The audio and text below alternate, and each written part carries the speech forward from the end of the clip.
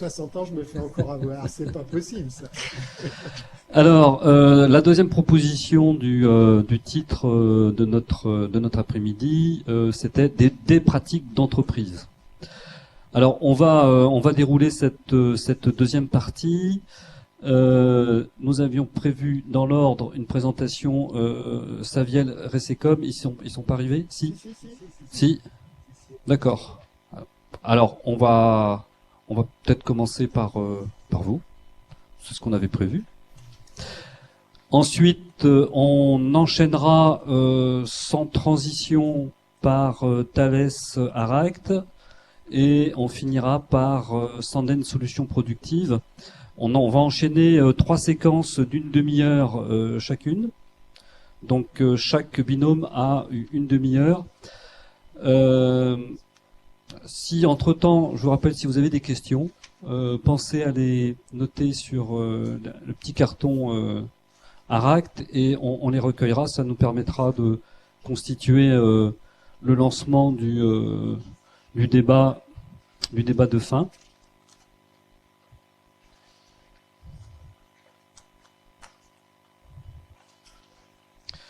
Alors, Monsieur Franget, vous êtes directeur industriel chez Saviel et Xavier Michel, vous êtes directeur de Resecom, mais je vous laisserai vous présenter plus avant et indiquer comment vous avez construit votre dispositif de terrain. Donc vous avez la parole. Je vous rappelle que quand vous appuierez sur le micro, eh bien vous commencerez à être filmé.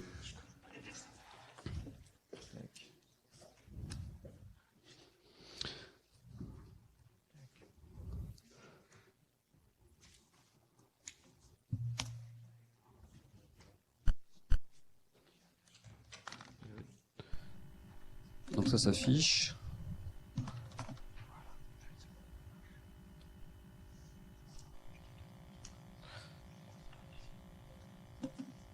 Donc, 1, 2. Voilà, donc vous avez jusqu'à 15h25 pour votre présentation. Merci. Signe. Oui, je vous ferai signe à la moitié et puis sur les 5 dernières minutes. Oui, après s'il y a des questions, on a fait une petite synthèse. Bonjour à tous et à toutes. Donc effectivement, on a rencontré la Saviel et après je vais donner la main qui va commencer cette présentation à Yvan Fanget, qui en est le directeur industriel, avec un cabinet qui s'appelle Artésial, qui est spécialisé sur la performance industrielle, notamment dans le secteur agroalimentaire, et qui nous a permis, qui a été parmi les facilitateurs, qui nous ont permis aussi d'accéder à des terrains, et qu'on a rencontré parce qu'en fait c'est un cabinet qui se posait des questions sur l'interface ligne et santé, et ça s'est fait comme ça. Et donc ils nous ont fait rencontrer de leurs clients, dont la Saviel faisait partie, et un autre terrain également chez qui on est intervenu dans le cadre d'Idea Step. Donc voilà comment ça s'est forgé.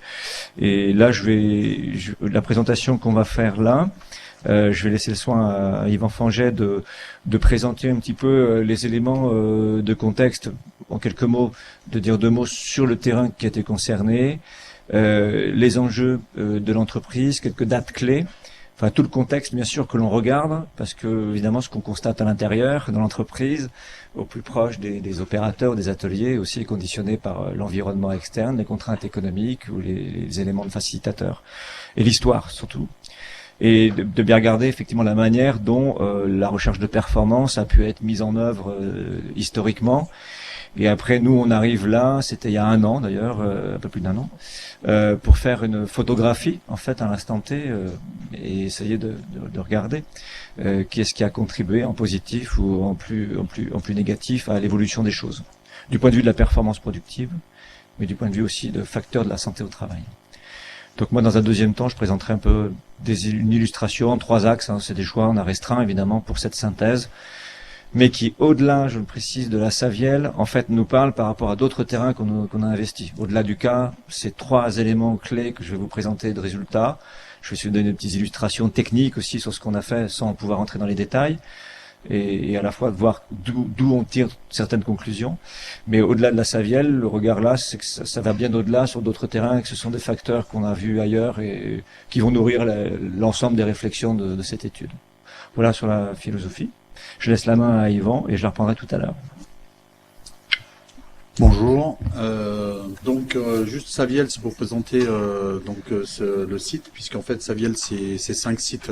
On s'est concentré sur un des sites qui était le plus en retard au niveau performance, et on peut dire que la représentation de ce site c'est une boucherie industrielle, une grosse boucherie si vous préférez.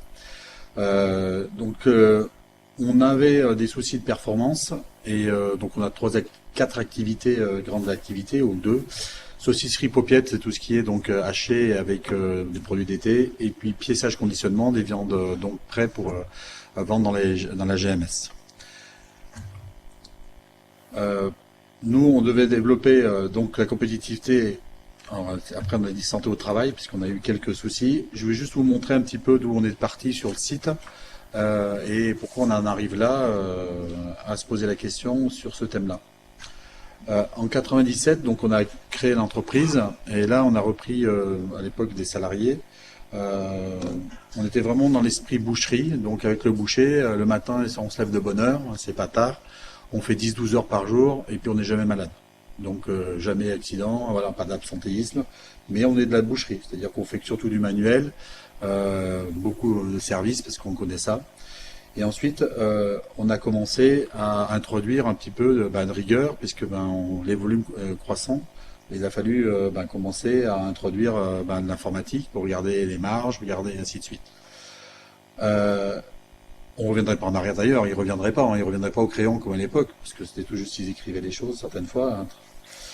2011, pour vous situer, on a commencé à structurer parce qu'il a fallu gérer les ressources humaines correctement, commencer à introduire des visions ISO, des visions de communication hebdo pour rendre les chiffres aux gens pour se rendre compte que la performance elle devait être travaillée, ainsi de suite. Jusqu'à 2014 où on a commencé à rentrer des lignes automatiques. Des lignes beaucoup plus en ligne, après des réflexions sur les processus, vraiment un travail de ligne. Je ne parlais pas des outils les outils ligne qu'on a utilisés, entre les VSM, les 5S, différents outils. Et on s'est aperçu, tout en montant en performance, qu'on avait des problèmes d'accueil de saisonniers. On est une activité très saisonnière, l'été, saucisses, c'est surtout l'été, les brochettes aussi.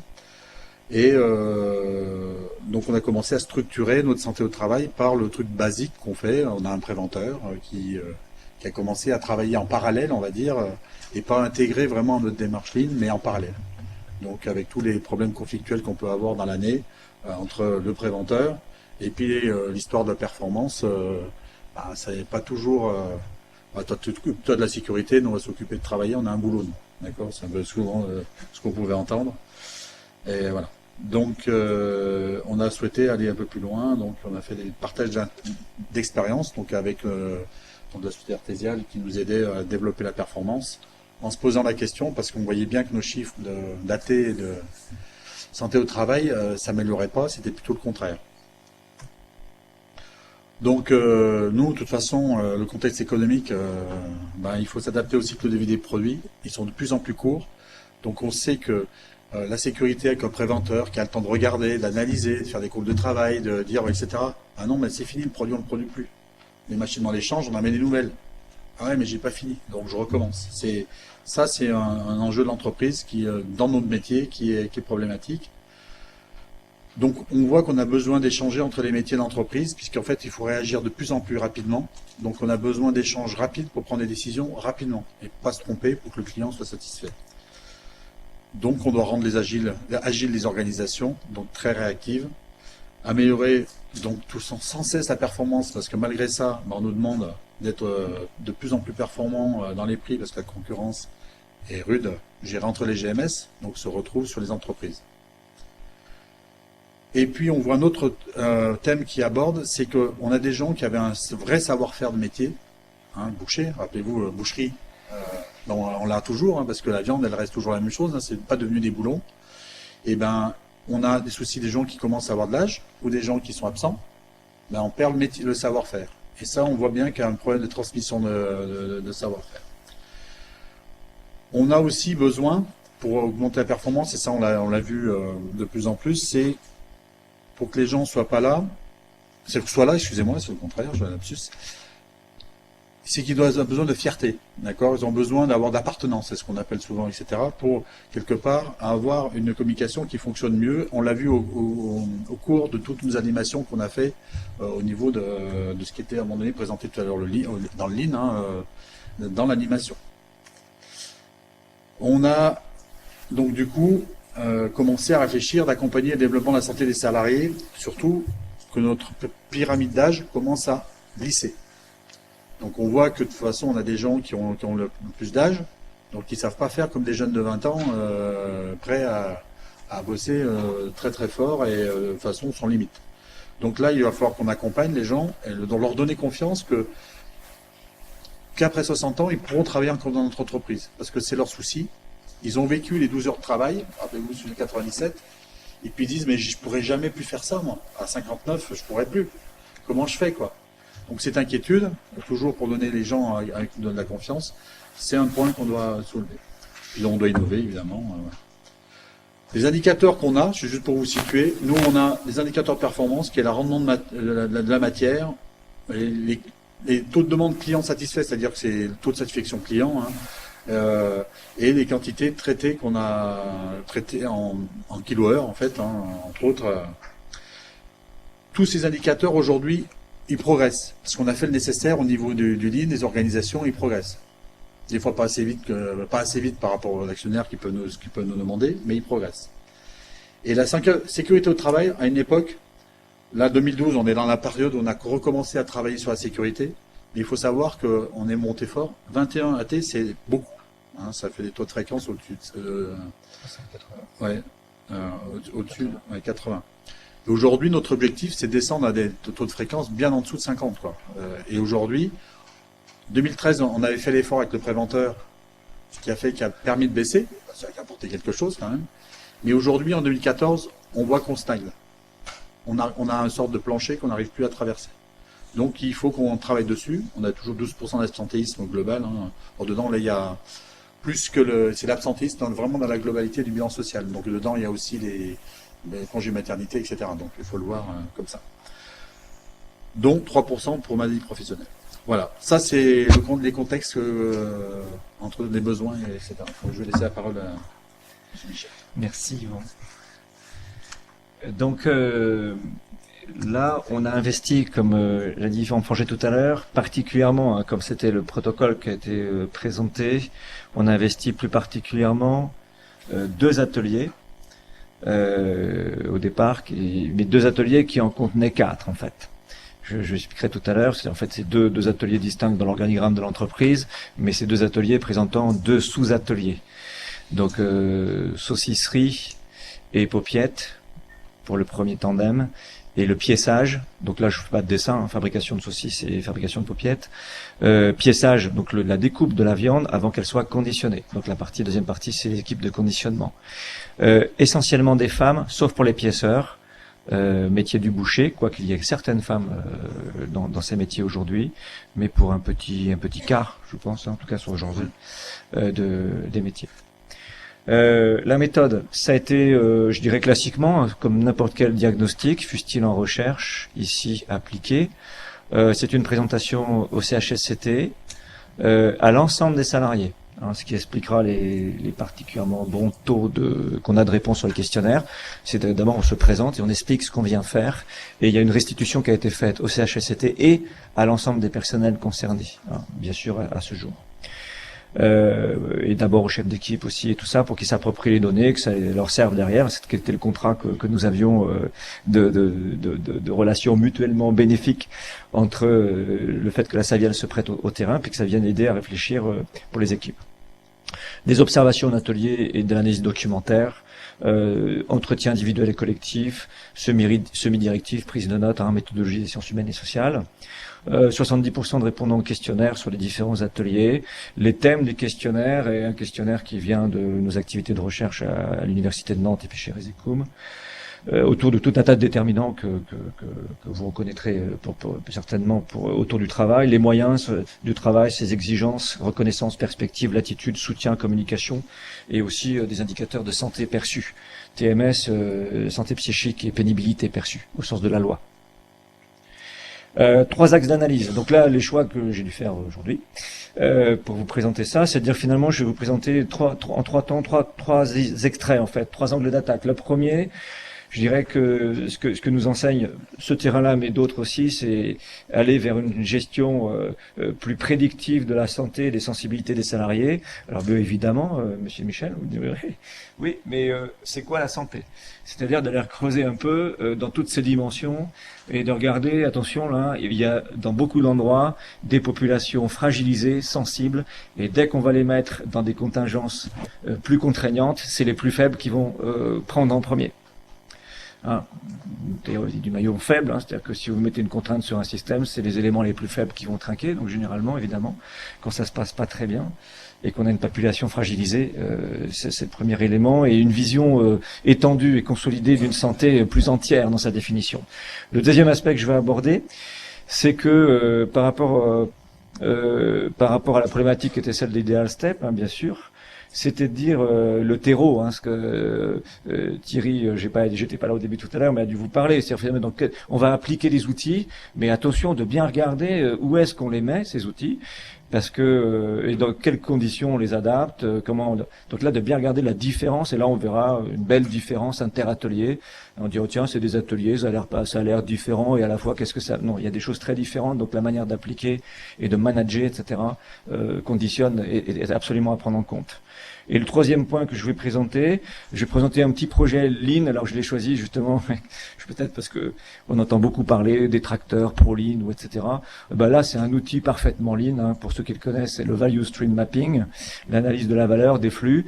Et là peut-être à contre-courant, comme on l'avait fait d'ailleurs avec une autre entreprise du terrain qui l'avait fait aussi en son nom, qui est Saunier Duval. On avait présenté à Préventica. C'est les conditions de mise en œuvre de l'outil qui vont nous intéresser particulièrement, parce que là, cet outil, vous le verrez dans les témoignages, a été plutôt perçu très positivement, parce qu'on venait de loin. Donc, premier élément, ok. Premier élément, hein, donc premier élément, avoir une gestion prédictive de la santé. C'est quoi la santé et la sensibilité des salariés? En quelques mots, là j'ai pris des verbatims pour illustrer, mais quand je les présente, ça veut dire que là c'est massif, hein. On a eu plusieurs entretiens et tout, les données sont recoupées massivement. Oui, aujourd'hui il y a ça et ça qui pourrait être amélioré, mais alors par rapport à autrefois, hein, je repense encore à cette opératrice, par rapport à autrefois, mais ça n'a rien à voir, monsieur. Ça n'a rien à voir. C'est aussi de relativiser d'où vient-on, hein, ce que disait Yvan tout à l'heure, des gens sur des terrains ou des territoires en plus sociaux où on est plutôt dur au travail, hein, dans la Bretagne, on a fait 2 sites comme ça, et on a fait aussi dans le pays d'Ancenis où les gens sont plutôt connus qu'on est un peu dur à la tâche, hein, pour le dire. Et avant qu'ils se plaignent, faut se lever de bonne heure. C'est plutôt la tendance de fond, et on peut voir des différences sensibles en fonction du bassin social. Donc, depuis ce temps-là, quand même, depuis le temps que je travaille dans ce secteur-là, nous dit-elle, ça s'est énormément amélioré.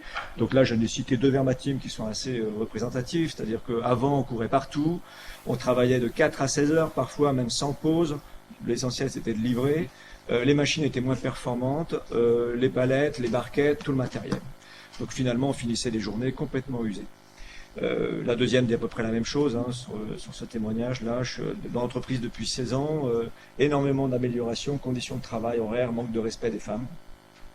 J'ai coupé une partie de son verbatim là-dessus. Voilà, c'était cash, quoi. Je veux dire, on était traités vraiment, en plus les femmes, c'est pas les maîtres là-dedans, au début c'était les bouchers. Je ne parle pas des saisonniers aussi qui étaient très mal traités, pas considérés. Donc la mauvaise réputation de l'entreprise, hein, je dis aujourd'hui, je le dis d'autant plus tranquillement que le cadrement, tout le monde le dit, et on a dépassé ça bien sûr, parce que maintenant chacun peut s'exprimer.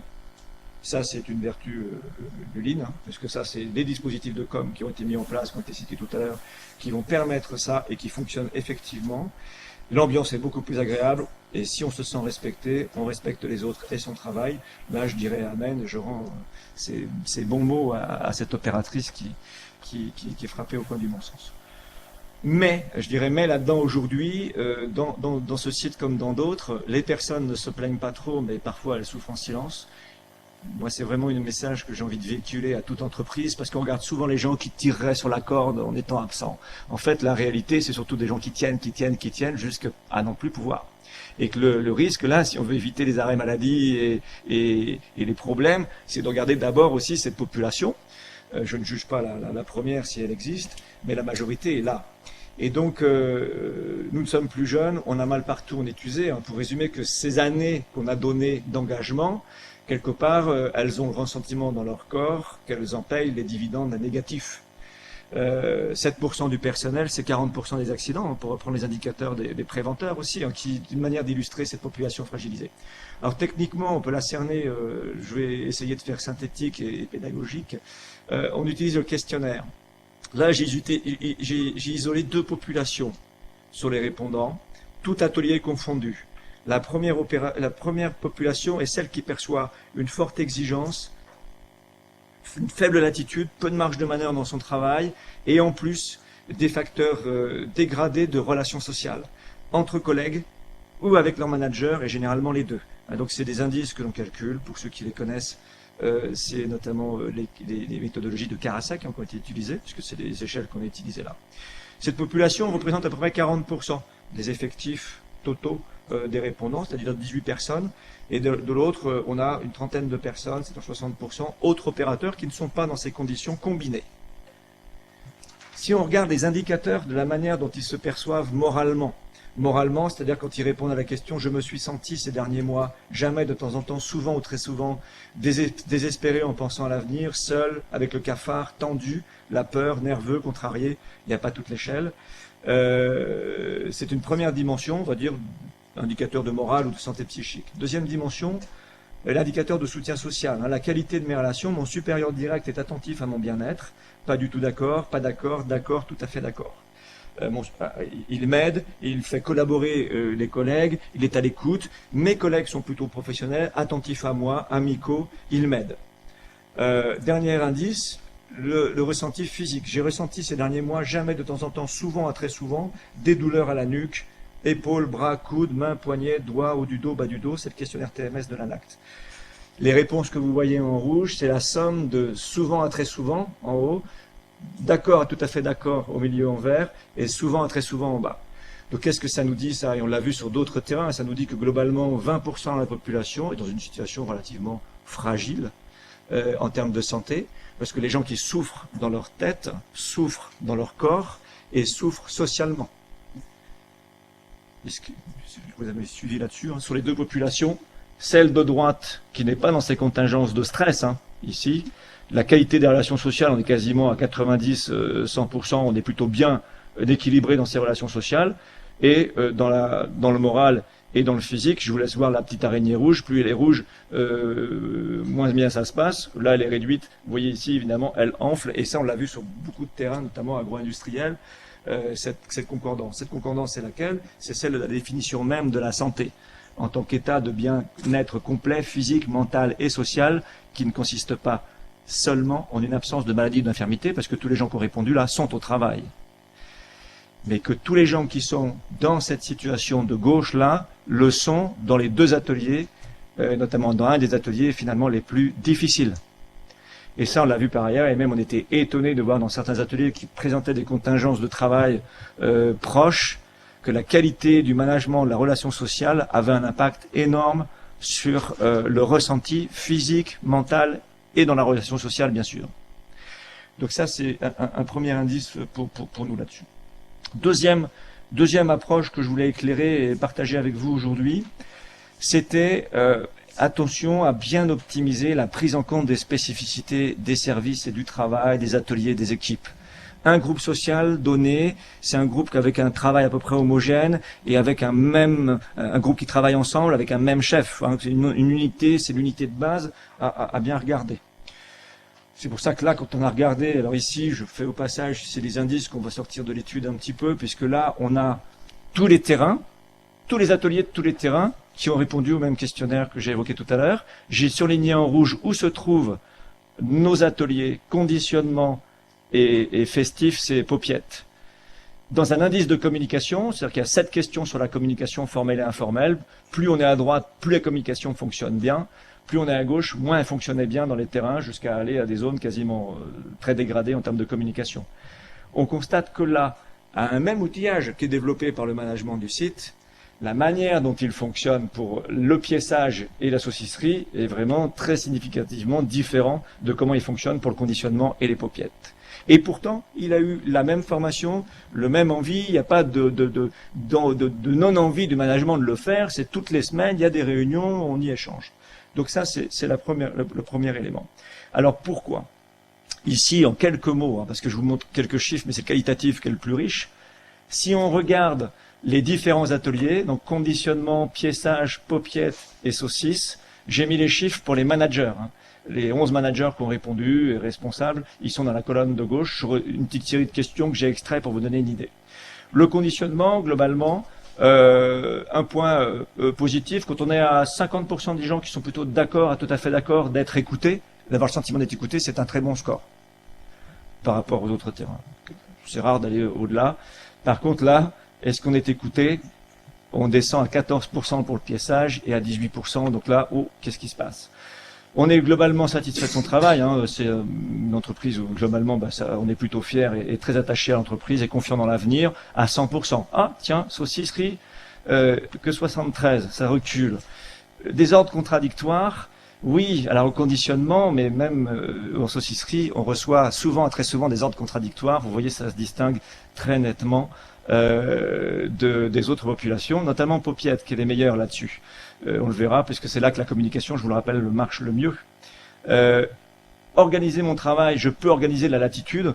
Autant le boucher piéceur qui a le savoir-faire va avoir beaucoup de latitude sur son travail, autant la contrainte de la ligne saucisserie automatisée à poster, évidemment là ça se réduit de manière très sensible.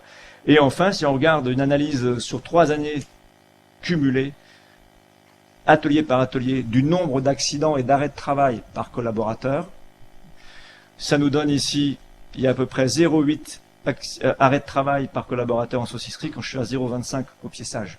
Donc des hommes, très peu absents, mais un indicateur qui dérive ici. Donc bref, vous l'avez compris avec la colonne orange, qu'en saucisserie, il y a plusieurs facteurs qui se dégradent. Qu'est-ce qui se passe? On a modifié le process.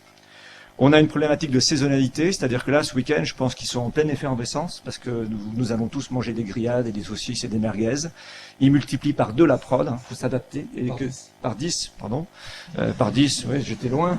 10. Par 10 la prod. Je pense à eux à chaque fois qu'il fait beau maintenant, depuis que j'étais dans l'entreprise, je dis, oh là là, il fait beau ce week-end. L'atelier. Mais alors, paradoxalement, je dirais pas paradoxalement, en fait, c'est la saison qu'ils préfèrent. Parce qu'en fait, du coup, socialement, l'hiver, ils se replient un peu sur eux-mêmes. Et il y a autant que de chefs que d'opérateurs. Et là, il y avait une ambiguïté de rôle entre animateur, conducteur de ligne, le chef, l'adjoint, etc. Donc là, on se marchait un peu sur les pieds. C'était pas clair, d'où les ordres contradictoires et des frustrations et tout. Quand il y a des saisonniers, et ben du coup, on a plus de latitude, plus de responsabilité. Donc voilà, il y a moins de polyvalence, c'est plus compliqué, c'est plus bruyant, c'est plus posté. Donc les contingences même physiques du travail nécessitent qu'au niveau management, on passe 2 crans au-dessus, même de d'autres zones. On voit ça dans les abattoirs aussi, quand c'est extrêmement posté et tout. Dès qu'on casse le lien social, qui peut se faire naturellement, ça va être plus compliqué. Sur les paupiettes, c'est particulier là, si à regarder. C'est un des services qui fonctionne le mieux, mais c'est là aussi qu'on recueille, qu'on place, parce que c'est moins physique, les oiseaux blessés, pour les appeler avec un peu de poésie, c'est-à-dire des femmes qui sont en poste réaménagé, qui ont des difficultés de santé. Donc du coup, au niveau moral, là aussi, c'est très difficile pour elles, c'est difficile pour tenir. On a une population fragilisée qui est concentrée ici. Ce qui fait que ça reporte le travail sur les plus vaillants aussi, donc ce qui peut être un problème. Mais il y a une excellente communication, et vous verrez tout à l'heure, on a amélioré le process. J'en dis pas plus, parce que j'en dirai plus après. Au niveau piéçage, ça va plutôt bien, sauf que là, on a une très forte identité. Ouais, c'est fini bientôt.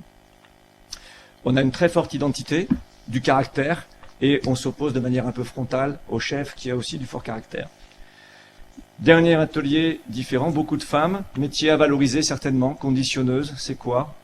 Ça doit devenir un métier, valoriser ce métier, c'est l'identité. La polyvalence est positive, il y a une bonne animation, même s'il reste quelques collaborateurs qui viennent un peu à reculons, et ça c'est compliqué pour les managers de manager des gens qui vont pas bien en fait, et de les aider à le faire et d'avoir les compétences pour le faire. Ambiguïté de rôle aussi un peu au niveau des chefs. Pour terminer, la mise en œuvre des outils Lean. Je crois que là-dessus aussi, quelque chose que j'ai envie de dire à travers ça, c'est que les outils sont des outils, quoi, en fait. Hein. Donc, qu'est-ce qu'on en fait? C'est ça qui compte. Donc, c'est bon ou c'est pas bon, je sais pas, dites-moi ce que vous en faites, ou les gens vont nous en parler. Là, ici, on a pensé l'usage. C'est-à-dire qu'on a mis en place un atelier dans lequel, alors on en a fait un TD après, donc, de formation, qui sert d'exemple pour le groupe. Donc, on a fait des petits dessins ici pour illustrer comment c'était au début, l'atelier Paupiette. En quelques mots, vous avez ici symbolisé des paupiettes qui s'accumulent sur certains postes avec cette opératrice qui transpire un peu, qui est un peu chaud. Pourquoi? Parce que c'est sa collègue qui règle la vitesse ici, hein, donc elle fait un peu comme elle veut. Et puis donc derrière, c'est elle qui subit, qui a toujours la pression, là, pendant que d'autres peuvent, entre guillemets, se la couler douce, entre guillemets. Hein. Donc du coup, ça crée en fait plein de tensions.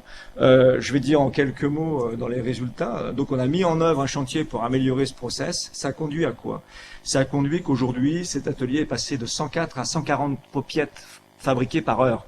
Donc, en termes de gain de productivité, on peut dire que et c'est comment au niveau du travail? Ah bah c'est super bien. Alors pourquoi c'est super bien?